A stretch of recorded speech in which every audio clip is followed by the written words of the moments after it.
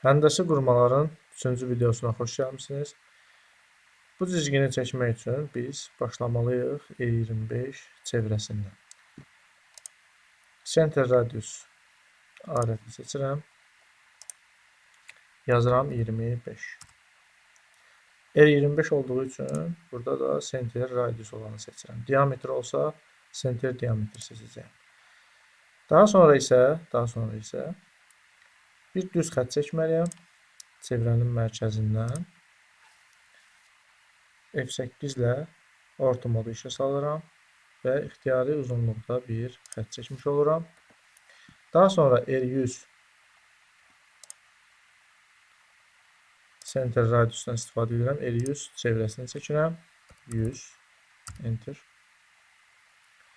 Trim enter. Artıq hissəsini kəsdik bu xəttin. Kəsişmə nöqtəsinə F30 və R25 radiuslu çevrələr çəkiləcək. Birinci R25 radiuslu çevrəni çəkəcəm. Kəsişmə nöqtəsində yazıram 25. Daha sonra isə bu digər çevrəni çəkmək üçün bu xəttdə nəzərən 45 dərəcə bucaq altında bir xətt çəkməliyəm.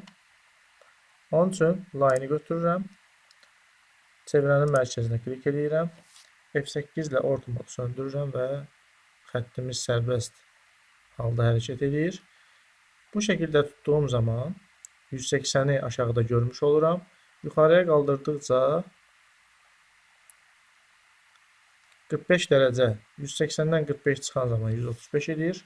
Tab düyməsindən istifadə edirəm. Tabı basıram 135 və enter edirəm. Pesk ilə komandanı ləğv edirəm. E25 yenə radiuslu çevrə çəkirəm. Kəsişmə nöqtəsində 25. Artıq hissələri burada kəsək.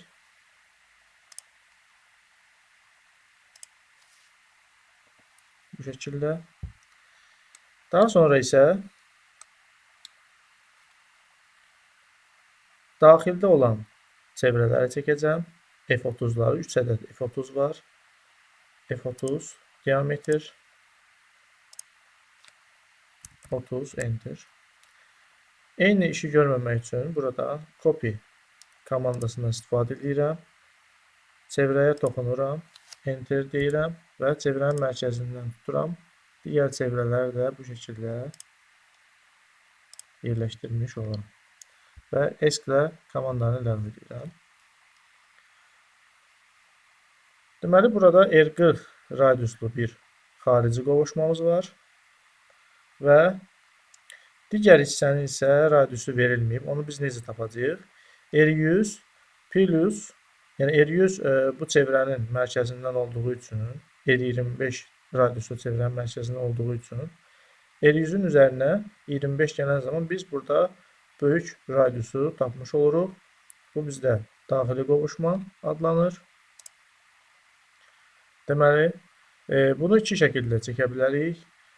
Tangent radiusla və yaxud da center diametrlə və yaxud da radiusla, center radiusla bu çevrənin mərkəzinə gəlirik və yazırıq 125. Bu şəkildə eləyə bilərik. Trimlə artıq hissəni kəsirəm. Daha sonra R40 radiuslu qovuşmamızı, xarici qovuşmamızı çəkirik. Bu səfər tangent radiuslu radius komandasından istifadə edirəm. Toxunan, radiusumuz isə 40.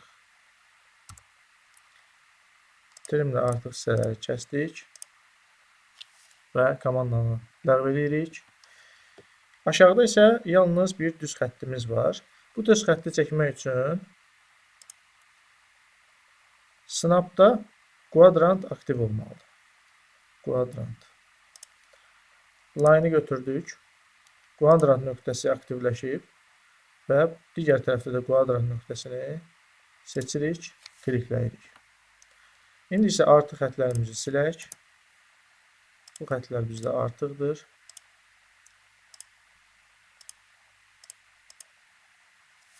Bu şəkildə burada da artıq xəttimiz var. Beləliklə biz cizgini çəkmiş oluruq və əsas hissələr, yəni əsas kontur xətləri qalın xətlərdən çəkilməlidir. O xətləri seçirik və line weight-dən 0.5 deyirik. Line weight seçəndən sonra əgər aktivləşmirsə aşağıdan line weight-i aktivləşdirmək lazımdır. Daha sonra bu xəttimiz qısa olduğu üçün mən bunu uzatmalıyam. Mərkəz xətti olacaq. Mərkəz xətdən çevirəcəm onu.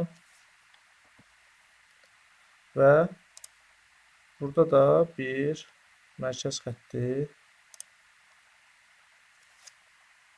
olmalıdır.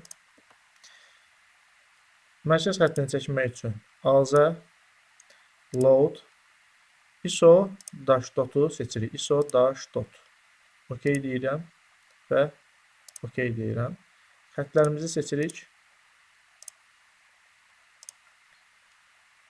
və buradan nöqtəli qırıq-qırıq xəttimizi seçmiş oluruq. İndi isə gələk ölçüləndirmə mərhələsinə. Ölçüləndirməni etmək üçün annotation hissəsindən ölçülər olan bölməni açırıq. Deməli, burada R100 radius R100 bu şəkildə qeyd edilir. R100 R40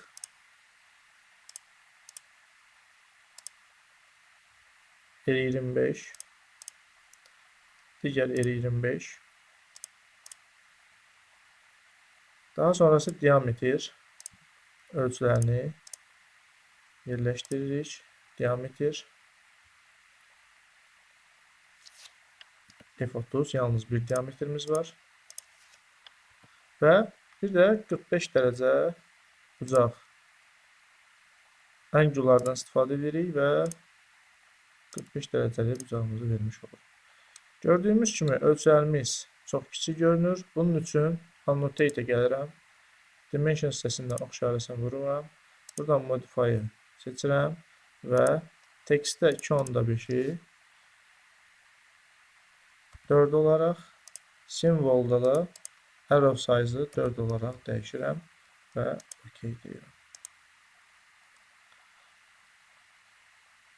Beləliklə, bu tapşırığımızın sonuna gəldik. Gələn videolarda görüşənədək sağ olun.